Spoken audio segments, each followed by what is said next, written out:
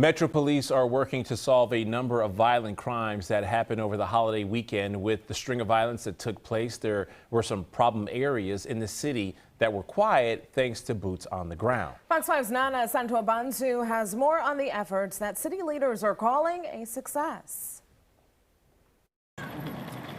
Guys, at a press conference that just wrapped up here, D.C. Assistant Police Chief was thanking the men and women on his force, but also the men and women on the GO teams. Now, the GO teams are a group of people that consist of violence interrupters, incredible messengers. Now, during times of big gatherings and events, they're there to help engage the community, but they also help diffuse situations that may arise. Now, we did get a chance to speak to the interim director of the city's Neighborhood Safety and Engagement Office, and he tells us that his teams prioritize specific areas in the city, from Congress Heights to Columbia Heights, and in those 18 different communities from the hours of 7 p.m. on Monday to 1 a.m., they had 0 reports of shootings. Delano Hunter says the GO teams were a success, and they are needed to help combat the violent crime that we are seeing across the city.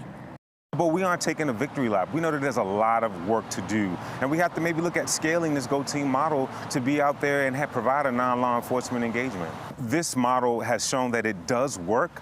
It is something that the community was appreciative of, seeing the support and seeing that presence between 7 p.m. and 1 a.m.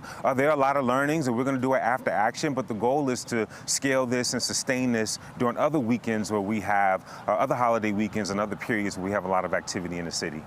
Now, at the press conference earlier, I was able to ask the Assistant Police Chief, Sean Benedict, about the success of the GO teams that were out in specific areas over the weekend and if he had plans to expand their footprint throughout the city. Go ahead and take a listen. Of course, we're going to try to expand that, so we're not just hitting one section of the city, but all of those that are affected by violence. So there's always an opportunity to be better.